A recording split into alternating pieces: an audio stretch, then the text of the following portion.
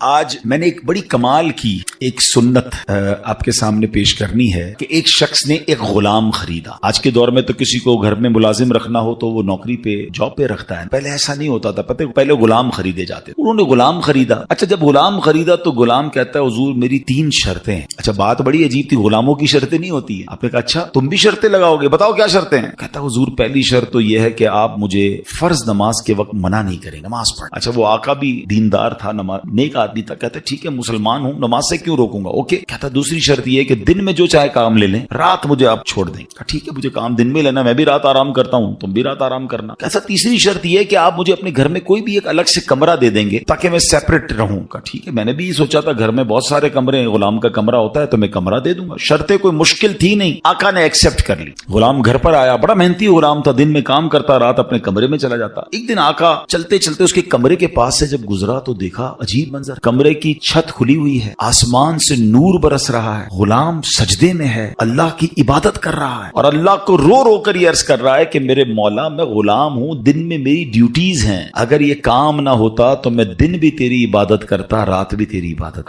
آقا بڑا حیران ہوا کہ یہ میرا غلام کیا چیز ہے، ایسی عبادت، ایسا نور اور ایسی گفتگو۔ اگلی رات ہوئی تو اپنی بیوی کو لیا کہ چلو میں تمہیں ایک منظر دکھاتا ہوں، اپنی زوجہ کو لے کر غلام کے کمرے کے پاس گیا، پھر وہی منظر، چھت کھلی ہوئی ہے، آسمان سے نور برس رہا ہے، غلام سجدے میں وہ ہے اور اللہ سے باتیں ہیں، بڑی کیفیت۔ جب یہ منظر دیکھا تو وہ میاں بیوی بھی آنسو بہانے لگے، وہ بھی رونے لگے کہ یہ کیسا غلام ہے۔ صبح ہوئی تو غلام کو آقا نے بلایا اور کہا کہ ہمیں پتا چل گیا ہے تمہاری رات کی عبادت ہم نے دیکھ لی ہے، تم اللہ سے یہی کہہ رہے تھے نا کہ یا اللہ میں مجبور ہوں، اگر دن میں بھی فارغ ہوتا تو تیری عبادت کرتا، رات میں تو تیری عبادت کرتا ہوں۔ تو ہم میاں بیوی نے فیصلہ کیا ہے کہ آج کے بعد تم آزاد ہو، جاؤ دن میں بھی عبادت کرو، رات میں بھی اللہ کی عبادت کرو۔ اچھا ہماری جگہ کوئی ہوتا تو بڑا خوش ہو جاتا کہ چلو یار انعام مل گیا، غلام کو آزاد ہونا بڑی نعمت تھی، مگر وہ غلام دراصل وہ آقا بننے کے قابل، وہی آقا تھا، وہ بڑا کمال کا بندہ تھا۔ وہ پتہ کیا کہتا ہے، جب آقا نے کہا نا مجھے پتہ چل گیا تم رات کیا کرتے ہو اور اس وجہ سے میں تمہیں آزاد کرتا ہوں، تو وہ غلام اللہ کی بارگاہ میں کہتا ہے یا صاحب السر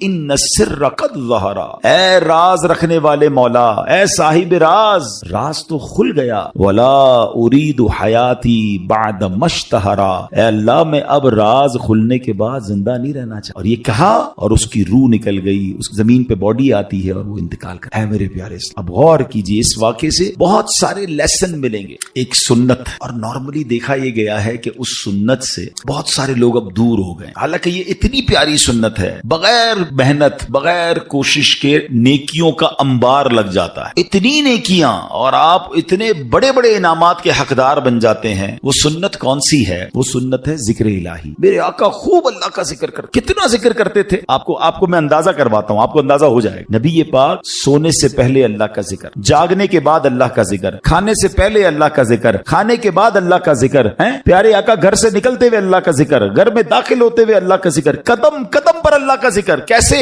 یہ سب چیزوں کی دعائیں ہیں نا، کھانے سے پہلے کی دعا، کھانے کے بعد کی دعا، پانی پینے سے پہلے کی دعا، پانی پینے کے بعد کی دعا، آئینہ دیکھنے کی دعا، سرما لگانے کی دعا۔ اس کا مطلب کیا ہے؟ دعا کیا ہے؟ ذکر الہی ہے نا، اللہ سے باتیں کرنا ہے نا۔ نبی پاک قدم قدم پر اللہ کو یاد کرتے، سورج گہن کی دعا، چاند گہن کی دعا، بارش برس رہی ہے پھر دعا، بادل گرج رہے ہیں پھر دعا، قدم قدم پر دعائیں، کتنا اللہ کا ذکر کرتے۔ اور آج بتاؤ پورا دن گزر جاتا ہے، ہم کتنا اللہ کا ذکر، یہ غلام کتنا اللہ کا ذکر کرتا تھا کہ رات بھر اللہ کی عبادت ہے، اور تمنا کیا ہے، مولا دن بھی مل جاتا تو دن بھی تیری عبادت کرتا، دن بھی تجھے یاد کرتا، دن بھی تیرا ذکر کرتا۔ ذکر الہی پر میں انشاءاللہ آگے بات کرتا ہوں، مگر اس واقعے سے ایک اور بڑا کمال کا میسج مل رہا ہے۔ اس غلام کی عبادت لوگوں کو پتہ چل گئی ہے، اس کا راز کھل گیا۔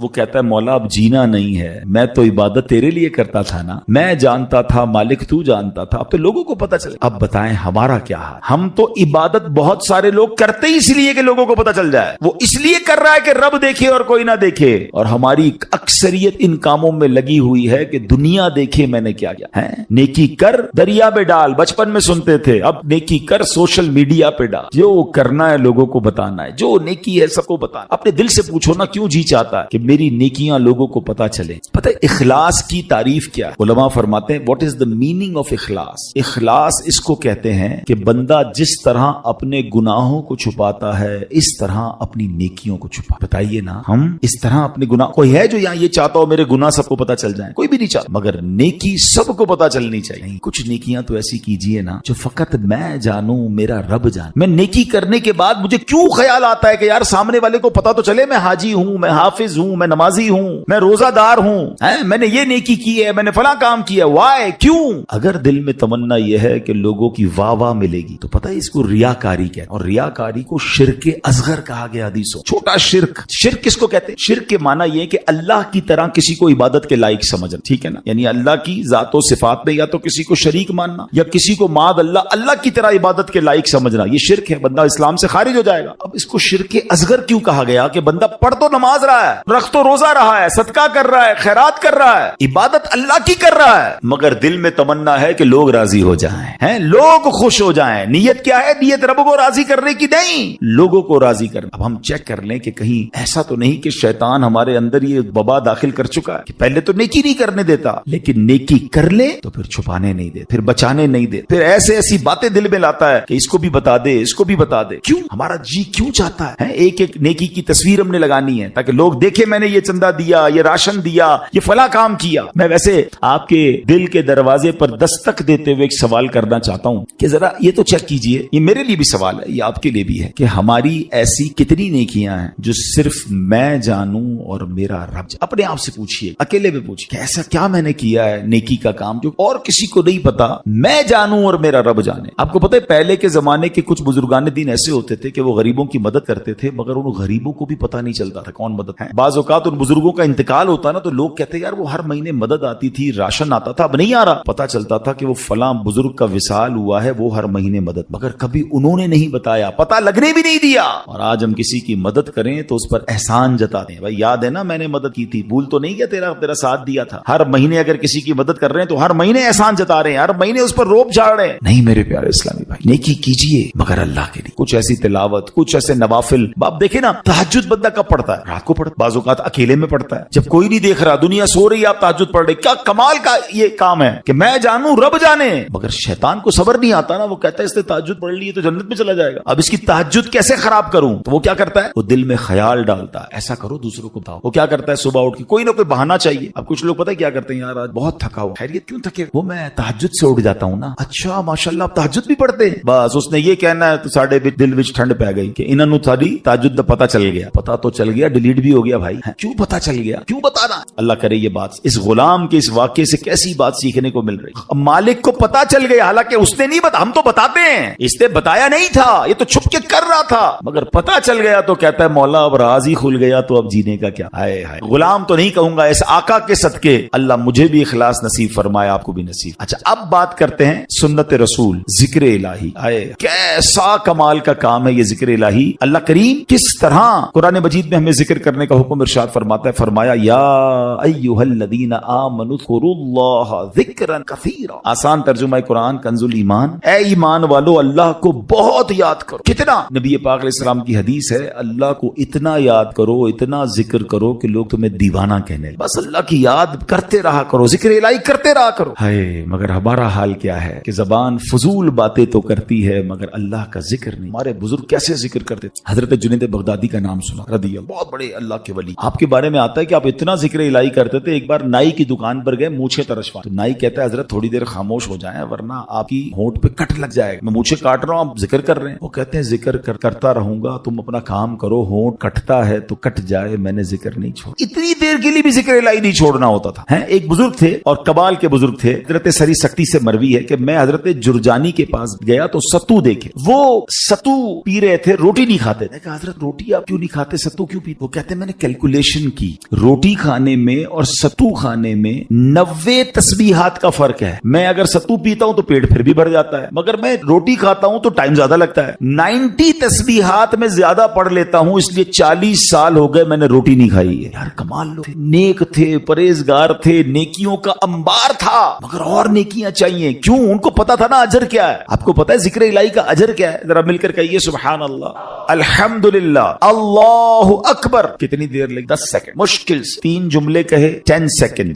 ٹھیک ہے, 10 سیکنڈ میں آپ دنیا میں کیا کما سکیں بغیر کھڑے ہوئے, بغیر پسینہ بہائے, بغیر کوشش کیے بیٹھے بیٹھے 10 سیکنڈ میں 3 جملے کہے, کیا کمایا پتا ہے آپ نے؟ میرے نبی علیہ السلام کے سچے وعدے ہیں, جو ایک بار سبحان اللہ کہے جنت میں درخت لگا دیا جائے, ایک بار اللہ اکبر کہے جنت میں درخت, ایک بار لا الہ الا اللہ کہے جنت میں درخت. مجھے بتاؤ تو صحیح کتنی دیر لگتی؟ آپ نے بیٹھے بیٹھے 3 جنت میں درخت لگا لیے. اچھا یہ تو چونکہ نبی پاک کی حدیث ہے ہمیں عمل کرنا چاہیے, لیکن دنیاوی اسکیم ہو تو آج اگر اعلان کر دوں کہ بھائی یہ فیضان مدینہ میں آپ سب بیٹھ جائیں, آج فجر تک جو جتنی بار سبحان اللہ کہے گا اتنے 1000 روپے ملیں گے. بندہ کہے گا حضرت فجر تک کیوں آپ کہیں, 2-3 دن بیٹھ جاتے ہیں, موبائل بند, تسبیح ہاتھ میں, ہر سبحان اللہ پر 1000 روپے, 100 سبحان اللہ پہ لاکھ روپے. اوئے ہوئے آج تو امیر کروڑ پتی ہو کے جاؤں گا. مجھے سچ بتاؤ سبحان اللہ کہنے پر 1000 روپے زیادہ قیمتی ہیں, یا میرے آقا فرما رہے ہیں کہ اس کے لیے جنت میں درخت لگ جائے, تو پھر کیوں نہ ہم جنت میں درخت لگانے کا سامان, ہم کیوں نہ اللہ کو راضی کرنے کا اور اپنے لیے آخرت کا سامان کریں. اور ذکر والے کتنے اللہ کو پسند ہیں. ایک بڑی کمال کی حدیث, حضرت سہل بن معاذ رضی اللہ تعالیٰ عنہ اپنے والد صاحب سے روایت کرتے ہیں کہ ایک مرتبہ محفل نور سجی ہوئی تھی, رسول اکرم صلی اللہ تعالی علیہ وسلم کے ساتھ صحابہ کرام بھی تھے. ایک صحابی نے حضور سے عرض کی کہ حضور یہ بتائیے کہ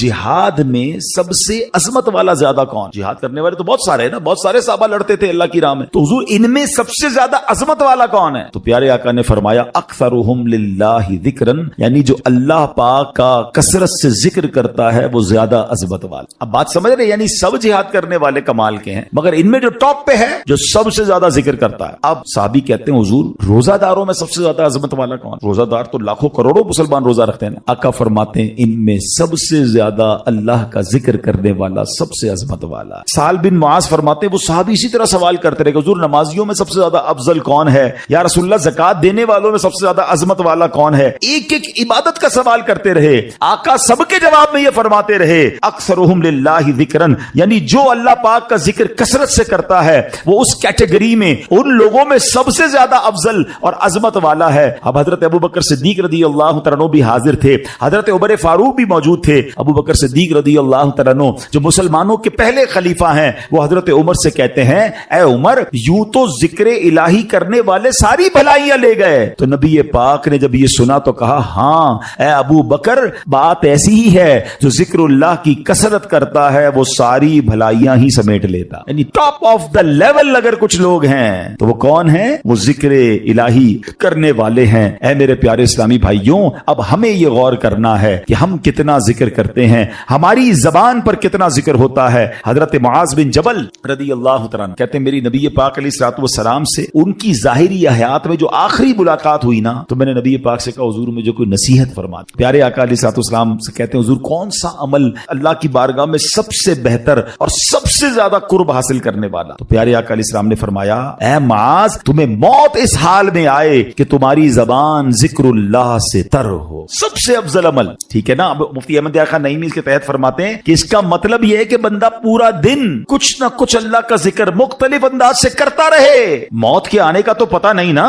ملک الموت تو کبھی بھی آ سکتے ہیں, تو وہ جب بھی میری روح قبض کرنے آئے میں اللہ کی یاد میں ہوں, اللہ کے ذکر میں ہوں, عبادت میں ہوں. اللہ اکبر. اب ذرا غور کریں جن کا پورا دن گزرتا ہے اور زبان پر ذکر الہی نہیں ہوتا. نبی پاک علیہ السلام نے فرمایا کہ جس کا آخری کلام لا الہ الا اللہ ہوگا دخل الجنہ, وہ جنت میں داخل ہو جائے. اچھا چاہتے سب ہیں. اب اگر میں سوال کروں گا جواب مجھے نہ دیں, اپنے آپ کو دے دیں. آج پورے دن میں کتنی بار کلمہ پڑھا ہے؟ اچھا پورے ہفتے میں کتنی بار کلمہ پاک پڑھا ہے؟ مہینہ پورا گزر گیا کتنی بار کلمہ پاک پڑھا ہے؟ اب حال دیکھ لیں. مرتے وقت سب کو کلمہ چاہیے, زندگی میں پڑھنے کے لیے تیار کوئی نہیں ہے. ایسا نہ کریں, یہ افضل الذکر ہے, سب سے افضل ذکر حدیث میں فرمایا افضل الذکر لا الہ الا اللہ. اور یہی بات نبی پاک نے فرمائی نا کہ تمہاری آخری جو الفاظ ہوں زبان پر اے معاذ وہ اللہ کا ذکر ہو. یہ اللہ کی بارگاہ میں سب سے زیادہ قرب دلانے والا عمل ہے. اب علماء نے اس میں بڑی آسانی کر, ہاں اب ذرا غور سے سنیے. اب ذکر اللہ کی مختلف صورتیں ہیں, ایسا نہیں بالکل یقیناً اللہ کا ذکر اللہ اللہ اللہ سبحان اللہ لا الہ الا اللہ اللہ اکبر سبحان اللہ و بحمدہ سبحان اللہ العظیم یا رحمانو یا رحیمو یا سلامو, یہ سارے اللہ کے ذکر ہے. مختلف اللہ کے نام لیتے رہیں. اللہ کی یاد میں جتنا ذکر کریں گے یہ ذکر باللسان ہے, یہ زبان سے ذکر. مگر ذکر کی اور بھی صورتیں ہیں. آئے ہائے, علماء فرماتے ہیں کہ اللہ کی نعمتوں کے بارے میں غور و فکر کرنا بھی ذکر اللہ. بندہ سوچتا رہے کہ اس رب نے کائنات کیسے بنائی ہے, کیسی قدرت والا میرا رب ہے, قدرت کے نظارے دیکھ رہا ہے, مگر نیت یہ ہے کہ اللہ کی کبریائی اور اللہ کی شان و عظمت دل میں بڑھ رہی ہے کہ میرا مالک ایسا ایسے عظیم عظیم پہاڑ بنانے والا, وہ رب کریم اتنی خوبصورت دنیا بنانے والا ہے, تو وہ خالق و مالک کیسی عظمت والا ہوگا. اس نظر سے اگر دنیا کے نظارے دیکھ رہے ہیں تو اللہ اکبر. علماء کہتے ہیں یہ آنکھ کا ذکر ہے. اچھا پھر آگے فرمایا دل میں ہے, بندہ تنہا بیٹھا ہے اور اللہ کو یاد کر رہا ہے, اللہ کی کبریائی اور اس کی عظمت و شان کو یاد کر رہا ہے, اللہ کو دل ہی دل میں پکار رہا ہے. فرمایا یہ دل کا ذکر ہے. اچھا پھر اللہ کا ذکر سننا, یہ کانوں کا ذکر ہے. اور سبحان اللہ, اب مزے کی بات سنیں, نعت پاک مصطفیٰ سننا یہ بھی اللہ کا ذکر ہے. اللہ پاک کے بندوں کی باتیں سننا یا پڑھنا یہ بھی اللہ کا ذکر ہے. ان کا ذکر خیر سننا, سیرت کی باتیں سننا. بلکہ علماء تو فرماتے ہیں عبرت کے لیے اللہ پاک کے دشمنوں کے احوال پڑھنا بھی ذکر الہی میں شامل. اب یہ بڑی عجیب بات ہے, ہو سکتا ہے کسی کے ذہن میں سوال آئے کہ ٹھیک ہے اللہ کو یاد کرنا, اللہ کا ذکر کرنا یہ تو ذکر الہی ہے, اللہ کے محبوب بندوں کا ذکر اللہ کا ذکر کیسے ہو گیا ہے؟ اللہ کے نبی علیہ السلام کا ذکر اللہ کا ذکر, بلکہ دشمنوں کے احوال پڑھنا یہ اللہ کا ذکر کیسے ہوا؟ مفتی احمد یار خان نعیمی رحمت اللہ تعالی علیہ نے بڑی پیاری بات بتائی. فرماتے ہیں ایک ذکر ہوتا ہے بالواسطہ اور ایک ہوتا ہے بلا واسطہ. بلا واسطہ کیا ہے کہ اللہ ہی کا نام لے رہے ہیں, اللہ ہی کا ذکر کر رہے ہیں, اللہ ہی کو یاد کر رہے ہیں, یہ تو براہ راست اللہ کا ذکر ہو گیا نا. بلا واسطہ, نو واسطہ, کوئی بیچ میں واسطہ نہیں. مگر بالواسطہ ذکر الہی کیا ہے کہ اس کے محبوبوں کی محبت کا چرچا کرنا, اس کے دشمنوں کی برائی کا ذکر کرنا. اور وہ کیسے لاجیکلی اب سمجھایا مفتی صاحب نے. اب میں آپ سب سے ایک سوال کرتا ہوں, قرآن پاک اللہ کا ذکر ہے کہ نہیں ہے؟ بتائیے. کلام اللہ ہے نا, پورا قرآن ذکر. کوئی قرآن پڑھ رہا ہے تو آپ یہ تو نہیں کہیں گے ماد اللہ غلط کام کر رہا ہے, وہ ذکر الہی کر رہا ہے, ہر لمحہ عبادت کر رہا ہے. تو اب قرآن میں کہیں تو اللہ کا نام ہے, کہیں تو اللہ کی کبریائی ہے, کہیں تو اللہ کی قدرت کے نظارے ہیں. ان اللہ علی کل شیء قدیر کا ذکر ہے. فبأی آلاء ربکما تکذبان کے ذریعے رب کی شان بیان ہو رہی ہے, اور ہمیں کہا جا رہا ہے کہ کون کون سی نعمتوں کو جھٹلاؤ گے. جب جب پڑھتے ہیں اللہ سے محبت بڑھتی ہے. مگر اسی قرآن میں نبی پاک کا بھی تو ذکر ہے نا, رحمت للعالمین بھی کہا ہے. نبی پاک کو خاتم النبیین بھی فرمایا گیا. کہیں یاسین, کہیں طٰہٰ, کہیں مزمل, کہیں مدثر, کہیں والضحیٰ, کہیں واللیل اذا سجا. ارے کوئی قرآن پڑھ رہا ہے اور محبوب کے پاک کا ذکر بھی کر رہا ہے, مگر دراصل وہ ذکر الہی کر رہا ہے. نبیوں کا بھی ذکر, حضرت موسیٰ کا ذکر ہے, حضرت یوسف کے واقعات ہیں. اب پورا واقعہ حضرت یوسف کوئی پڑھ رہا ہے تو کیا یہ کوئی کہے گا کہ نہیں نہیں یہ ذکر نہیں کر رہا؟ ارے جب قرآن پڑھ رہا ہے اس کا مطلب یہ ہوا کہ اللہ کے نبی کا ذکر بھی دراصل یہ رب کا ذکر ہے. اور اللہ اکبر, قرآن میں تو کئی قوموں کی بربادی کے احوال ہیں. قارون کیسے دھسایا گیا, بنی اسرائیل کیسے عذاب میں گرفتار ہوئے, فرعون کا حال کیا ہوا, یہ سارے واقعات قرآن میں موجود ہیں. تو اب اس کا مطلب یہ ہوا کہ اللہ کے دشمنوں کے احوال پڑھنا بھی یہ بھی ذکر الہی میں شامل ہے. اور یہ ذکر کی محفلیں کتنی کمال کی ہیں, یہ نصیب والوں کو ملتی ہیں. دیکھیں نا جس کردو میں فیضان مدینہ میں اجتماع ہو رہا ہے, کئی لوگوں کو بلایا گیا ہوگا, کئی لوگوں کو دعوت دی ہوگی, کچھ آئے کچھ نہیں آئے. یقین کریں جو آئے ہیں نا وہ خود سے نہیں آئے, انہیں بلایا گیا. ہاں میری اور آپ کی اوقات نہیں کہ میں کہوں میں آج اجتماع میں آیا, میں مسجد میں آیا. چلے مجھے بتائیں مسجد کس کا گھر ہے؟ ذرا ساتھ جواب بھی دو نا, مسجد کس کا گھر ہے؟ آپ کے گھر میں کوئی بغیر اجازت آ سکتا ہے؟ آپ کا دروازہ کھٹکھٹائے کہ حضرت آج میں آپ کے گھر میں رہوں گا. آپ کون ہے بھائی؟ میں نہیں جانتا, میرے گھر میں کیسے آئیں گے؟ اجنبی ہیں. آپ کے گھر میں کون آتا ہے؟ جس کو آپ بلاتے. اللہ کے گھر میں بغیر بلائے کیسے کوئی آ سکتا ہے؟ ہم سب کو بلایا گیا ہے, ہمیں موقع دیا گیا ہے, ہمیں سعادت دی گئی ہے. اور سنو, اللہ کے گھر میں آتے رہا کرو. کئی لوگ پورا ہفتہ نہیں آتے, جمعے کی نماز پڑھتے ہیں, باقی پورا ہفتہ نہیں آتے. وہ غور کریں کہ ایسا کیا گناہ ہو گیا کہ میرا رب مجھے کیوں نہیں بلاتا, روز 5 وقت مہمان کیوں نہیں بنتا. مبارک ہو اسے جو مسجد میں جس کا دل لگتا ہے اور بار بار آتا ہے. ایک اور مزے کی بات بتاؤں, آپ کے قسم قسم کے رشتہ دار اور دوست ہیں. جو دور کا دوست ہوتا ہے نا وہ سال میں کبھی کبھی ایک بار آ جاتا ہے. جو بہت قریب کے رشتہ دار ہوں, جو بالکل تھوڑا سا فاصلہ ہو, لیکن وہ کبھی کبھی مہینے میں ایک بار آتے ہیں. جو اس سے قریب ہو وہ ہفتے میں ایک بار آتے ہیں. اور گھر والا تو روز گھر میں آتا ہے نا. اب اللہ کے گھر میں جو روز آ رہا ہے, سبحان اللہ, اس پر کتنی رحمتیں ہو رہی ہیں. اور جو کبھی عید کی نماز میں آتا ہے, کبھی 2-4 مہینے بعد اسے اللہ کا گھر یاد آتا ہے. سوچو کتنا ڈسٹینس ہو گیا ہے, کتنی دوری ہو گئی ہے. یہ رحمان کا گھر ہے, اس میں آتے رہا کریں, بیٹھا کریں, وقت بتایا کریں. اور سبحان اللہ, آپ کے گھر میں کوئی مہمان آئے, آپ کیا چاہتے ہیں؟ خوش ہو کر جائے نا. کھانا اچھا بناتے ہیں, اس کی آرام کا خیال رکھتے ہیں. جب مہمان آئے اسے خوش کر کے بھیجتے ہیں. بتاؤ نا, کریم کے در پر کوئی مہمان آئے گا وہ اسے راضی نہیں کرے گا. اللہ کے مہمان بنو, پھر دیکھو رب کیسی ایسی عطائیں فرماتا ہے. پرابلم یہ کہ مسجد میں ایک تو آتے ہیں دل نہیں لگتا, آتے ہیں تو بھاگنے کا جی چاہتا ہے. بیٹھا کریں. اور اب میں آپ کو بتاتا ہوں کہ جو ذکر اللہ کی محفل ہے نا, ابھی ذکر کی محفل ہو رہی ہے نا, اللہ کے پیاروں کا ذکر ہو رہا ہے, اللہ کے ذکر کی باتیں, قرآن کی باتیں, یہ بڑی کمال کی محفل. ایک بڑی پیاری حدیث سناتا ہوں. حدیث پاک کا خلاصہ ہے, میرے آقا علیہ الصلوۃ والسلام فرماتے ہیں کہ اللہ تعالیٰ کے کچھ فرشتے ہیں کہ جو زمین کی سیر کرتے ہیں, ان کی ڈیوٹیز ہیں. کچھ فرشتوں کی ڈیوٹی یہ ہے کہ جہاں ذکر الہی ہوتا ہے نا, اس محفل کو اپنے پروں سے ڈھانپ لیتے ہیں. اب کیا ہوا, وہ فرشتے جب اجتماع سے فارغ ہوتے ہیں, اللہ کی بارگاہ میں جا, اللہ کو سب معلوم ہے کہاں سے آ رہے ہیں. اللہ فرماتا ہے فرشتوں کہاں سے آ رہے ہو؟ کہتے ہیں یا اللہ ایک جگہ بندے جمع ہے تیرا ذکر کر رہے ہیں. اللہ فرماتا ہے فرشتوں یہ بتاؤ انہوں نے مجھے دیکھا ہے جو میرا ذکر کرتے ہیں؟ کہ یا اللہ تجھے نہیں دیکھا. ارشاد ہوتا ہے فرشتوں بتاؤ کیا مانگ؟ کہتے ہیں یا اللہ جنت مانگ رہے ہیں. ارشاد ہوتا ہے جنت دیکھی ہے؟ یا اللہ دیکھی نہیں. اچھا دیکھ لیتے تو کیا کرتے؟ اے رب جنت دیکھ لیتے, شوق سے مانگتے. ارشاد ہوتا ہے یہ بتاؤ کس چیز سے پناہ مانگ رہے تھے؟ عرض کرتے ہیں مولا جہنم سے پناہ مانگ رہے. ارشاد ہوگا جہنم دیکھی ہے؟ کہ نہیں یا اللہ جہنم دیکھی نہیں انہوں نے. اچھا بتاؤ دیکھ لیتے تو کیا کرتے؟ ارشاد ہوتا عرض کرتے مولا اگر وہ جہنم دیکھ لیتے, تڑپتے, جہنم سے پناہ مانگتے. ارشاد باری ہوتا ہے اے فرشتوں گواہ ہو جاؤ, جن بندوں نے مجھے دیکھا نہیں پھر بھی مجھے یاد کر رہے ہیں, جنت دیکھی نہیں جنت مانگ رہے ہیں, جہنم دیکھی نہیں جہنم سے پناہ مانگ رہے ہیں, اے فرشتوں گواہ ہو جاؤ میں نے ان سب کی مغفرت فرما دی. اب مزے کی بات, فرشتے کہتے ہیں یا اللہ ان میں ایک بندہ ایسا بھی بیٹھا تھا جو تیرا ذکر کرنے نہیں آیا. ہو سکتا ہے ہمارے پاس بھی ایسا کوئی بھائی آیا ہو جس کا آنے کا ارادہ نہ ہو, دوست پکڑ کے لے آؤ, چلو یار تھوڑی دیر کے لیے پھر بعد میں کہیں اور چلے جائیں گے, نیت ذکر کی نہیں ویسے ہی آ گیا. فرشتے کہتے ہیں مولا ایک بندہ ایسا ہے جو تیرا ذکر کرنے نہیں آیا تھا.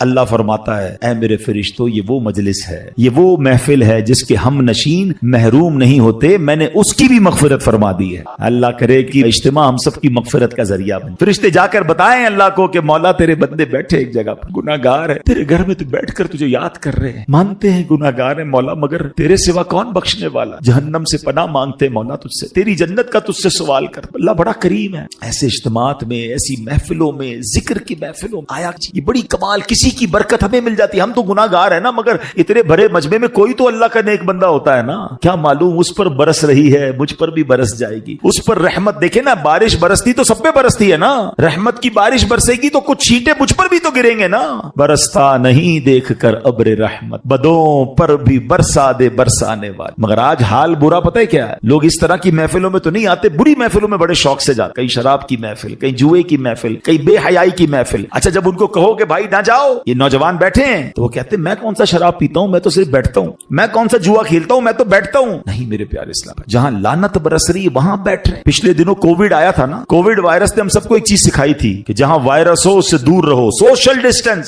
ہاتھ نہیں ملاتے تھے یار اپنوں سے. کمال ہے, جراثیم نہ لگ جائے اس لیے ملتے نہیں تھے. کوئی گناہ نہ لگ جائے, کوئی بری عادت نہ لگ جائے, اللہ کا نافرمان نہ ہو جاؤں, کیوں ڈسٹینس نہیں کرتے برے لوگوں سے. عقل مند لوگ بیٹھے ہیں, اگر کسی عمارت میں گراؤنڈ فلور پر آگ لگ جائے تو کیا فرسٹ اور سیکنڈ فلور والے آرام سے بیٹھیں گے, یار نیچے لگی ہے میں تو اوپر ہوں. کیا کریں گے, فوراً بلڈنگ خالی کریں گے نا, یار یہ اوپر بھی آ سکتی ہے. آس پاس کے گھر بھی خالی کرا لیے جاتے ہیں. وائے کیوں کہ یار آگ لگی ہے, بچنا دور ہو جاؤ. جہاں جہنم کی آگ لگی ہے وہاں بیٹھے اور آپ کو پرواہ ہی نہیں ہے کہ یار میں اس کی وجہ سے برا بن سکتا ہوں. بچپن سے جملہ آپ نے سنا ہوگا, اچھے کی صحبت تجھے اچھا بنا دے گی, برے کی صحبت تجھے برا بنا دے. لیکن بری صحبتیں مزہ بڑی دیتی ہیں. لوگ کہتے ہیں یار بڑا مزہ آتا ہے, ہم بیٹھتے ہیں, ہم غلط کام نہیں کرتے. آپ یقین کریں یہ بری صحبتیں ہی ہیں جو بندے کو برباد کرتی ہیں. کسی بھی جواری, کسی بھی شرابی, کسی بھی قاتل, کسی بھی چور, کسی بھی منشیات کا استعمال کرنے والے سے پوچھ لیں کہ یہ عادت کہاں سے ملی ہے. 99.99 بلکہ 100% آپ کو جواب یہی ملے گا کہ یار دوست برے مل گئے تھے, انہوں نے لگا دی. کوئی آ کے یہ نہیں بتائے گا کہ یار ایک دن برتھ ڈے تھی, میری سالگرہ تھی اور ابو نے لا کے چرس کی سگریٹ دی تھی, بیٹا پی لو, یا پستول لو جا کے چوری شروع کرو. ماں باپ نہیں, گھر سے نہیں ملتی بری عادتیں, برے دوستوں سے ملتی ہیں. تو جب ساری دنیا کے برے لوگ بنے ہی دوستوں سے ہیں, اور میں برا دوست چھوڑتا نہیں, کہتا نہیں میں بڑا طاقتور, مجھے کچھ نہیں ہوگا, آج نہیں ہوگا کل ہو جائے گا. برے کی صحبت دل پر اثر ڈالتی ہے. خوبصورت شعر ہے نا, بھلے بندے دی صحبت یاروں, جویں دکان تاراں, سودا بھاوے ملے نہ لئیے, ہلے آن ہزاراں. کہتے بھلے بندے کی صحبت ایسی ہے جیسے عطر والے کی دکان ہے, خرچہ کرو نہ کرو خوشبو فری میں مل جاتی. جب بھی عطر کی دکان میں جائیں, خوشبو پہلے تو خوشبو ہی آ جاتی ہے, اور پھر اس کے بعد چھوٹا موٹا سیمپل بھی فری میں آ جاتا ہے. کوئی پیسے خرچ نہیں ہوئے, فائدہ ہوا. یہ بھلے بندے کی صحبت. کہ نیک کی صحبت میں بیٹھو گے نا, کچھ ملے نہ ملے گناہ سے تو بچ رہے ہیں. جو اس پر